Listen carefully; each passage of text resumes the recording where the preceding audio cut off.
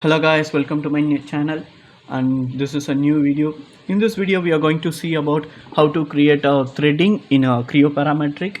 So to create a threading there are two kind of options. One is a physical thread where the threading will be looks in physical, and the second one is called as a cosmetic thread where the threading won't be there, but we can able to give the parameters and the details of this threading in the profile. So in this video we are going to see how we are going to create a physical threading. So let's start the video. So here I'm clicking on the new command. I'm selecting a part. I'm giving a part body and click OK. So a new part body workbench has been initiated. In this I'm going to create a revolve command. I'm selecting the front plane and moving to the switch view, sketch view. So here I'm going to give an axis line in horizontal way and center line in the vertical way, and I'm going to give a stepped shaft profile.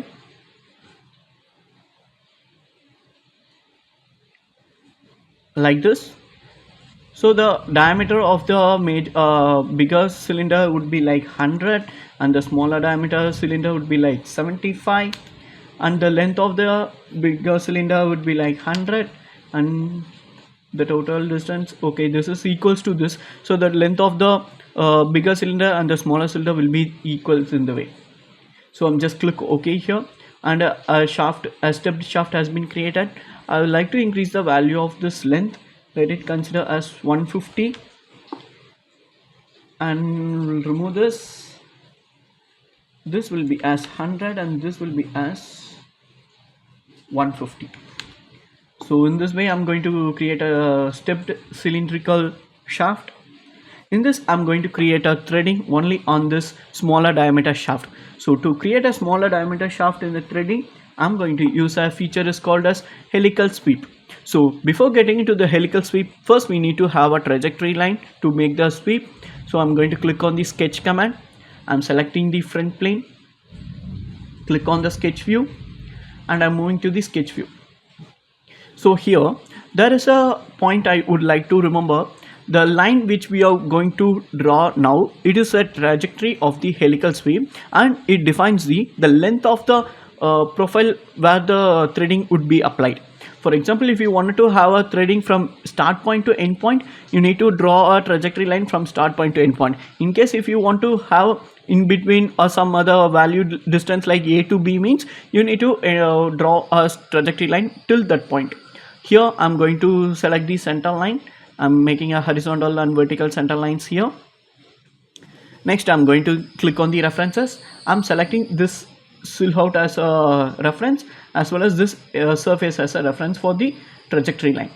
So now I'm going to create a trajectory line from this point to this point. In case if you wanted to control the length of the thread, you can control with these dimensions, or if you want it should be for the entire surface, means you can directly coincidence to the entire end point.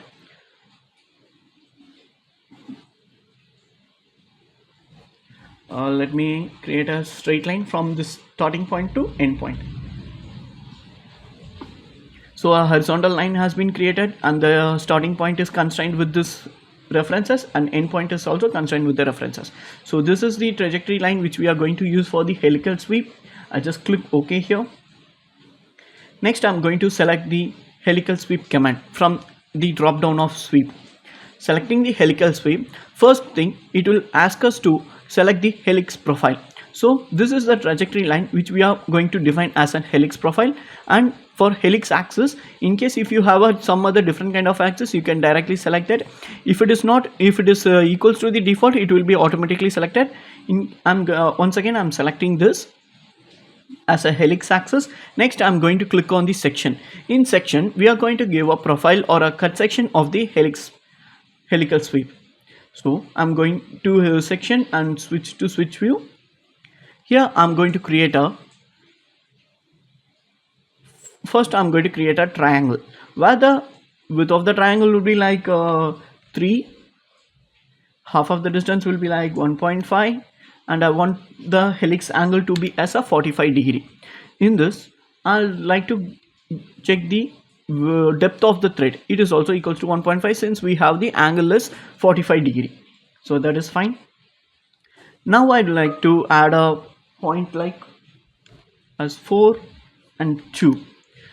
So I'm going to add a straight line in middle of this area. So to have a crest and root of the thread, this will be helpful for us. I'm going to do this distance as 1.25 and I'm going to delete the extra added lines. So this will be my let it be as 1.5, and this is the helix section view which I have drawn. I'm clicking OK here and I'm going to select remove material. Since the section is inside the material area, we are going to remove the material over it. So here we can able to see helical threading has been created, but since the pitch value is very longer at the large, the distance is very large to compare to one threading to another threading. So here we are going to reduce the pitch value as from 15 to 5. So and I'll just click OK here. So here you can able to see I'm moving to the front view.